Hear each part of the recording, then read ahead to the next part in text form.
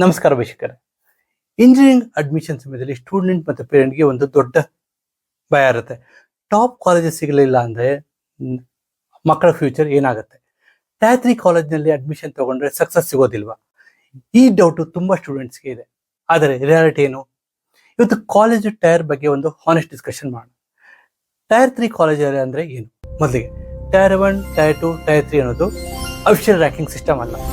Generally student ಮತ್ತು industry perception ಆಧಾರದ ಮೇಲೆ ಕಾಲೇಜನ್ನು ಕ್ಯಾಟಗರೈಸ್ ಮಾಡ್ತಾರೆ.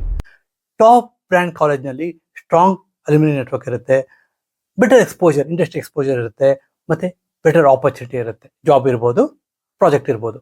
ಆದರೆ ಅದರ ಅರ್ಥ ಬೇರೆ ಕಾಲೇಜ್ನಲ್ಲಿ ಓದಿದವರಿಗೆ ಸಕ್ಸಸ್ ಸಿಗೋದಿಲ್ಲ ಅಂತ ಅಲ್ಲ. ಕಾಲೇಜ್ ಇಂಪಾರ್ಟೆಂಟಾ?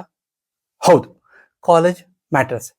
ಗುಡ್ ಕಾಲೇಜ್ ನಿಮಗೆ ಬೆಟರ್ ಪಿಯರ್ ಗ್ರೂಪ್, ಅಂದರೆ ಅದೇ ರೀತಿ ಒಳ್ಳೆ ಸ್ಟೂಡೆಂಟ್ ಸಿಗ್ಬೋದು, ಎಕ್ಸ್ಪೋಜರ್ ಚೆನ್ನಾಗಿರುತ್ತೆ, ಪ್ಲೇಸ್ಮೆಂಟ್ ಚೆನ್ನಾಗಿರ್ಬೋದು, ಇಂಡಸ್ಟ್ರಿ ಕನೆಕ್ಷನ್ ಚೆನ್ನಾಗಿರುತ್ತೆ. ಆದರೆ ಒಂದು ಕಾಲೇಜ್ ನೇಮು ಮಾತ್ರ ನಿಮ್ಮ ಎಂಟೈರ್ ಕೆರಿಯರ್ ಡಿಸೈಡ್ ಮಾಡೋದಿಲ್ಲ.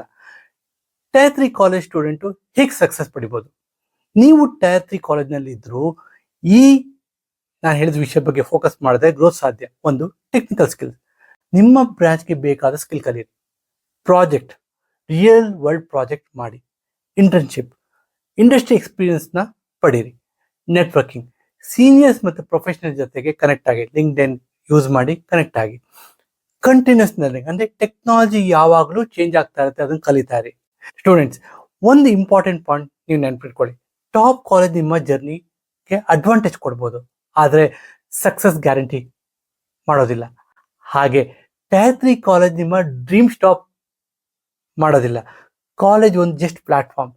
ಆ ಪ್ಲಾಟ್ಫಾರ್ಮನ್ನು ಹೇಗೆ ಯೂಸ್ ಮಾಡ್ತೀರ ಅನ್ನೋದು ನಿಮ್ಮ ಮೇಲೆ ಡಿಪೆಂಡ್ ಆಗಿರುತ್ತೆ. Right skill, hard work, smart decision ಇದ್ರೆ ಯಾವುದೇ ಕಾಲೇಜಿನಿಂದ ಕೂಡ ಗ್ರೋತ್ ಸಾಧ್ಯ. KCET ಆಪ್ಷನ್ ಎಂಟ್ರಿ ಸಮಯದಲ್ಲಿ ಕಾಲೇಜು, ಬ್ರಾಂಚು, ನಿಮ್ಮ ಇಂಟ್ರೆಸ್ಟು, ಈ ಮೂರನ್ನು ಕನ್ಸಿಡರ್ ಮಾಡಿ ಡಿಸಿಷನ್ ತಗೊಳ್ಳಿ. ಇಂತಹ ಇಂಜಿನಿಯರಿಂಗ್ ಗೈಡೆನ್ಸ್ ವಿಡಿಯೋಗೋಸ್ಕರ ಅರಿವು ಯೂಟ್ಯೂಬ್ ಚಾನಲ್ನ ಸಬ್ಸ್ಕ್ರೈಬ್ ಮಾಡಿ. ನಮಸ್ಕಾರ, ಧನ್ಯವಾದಗಳು.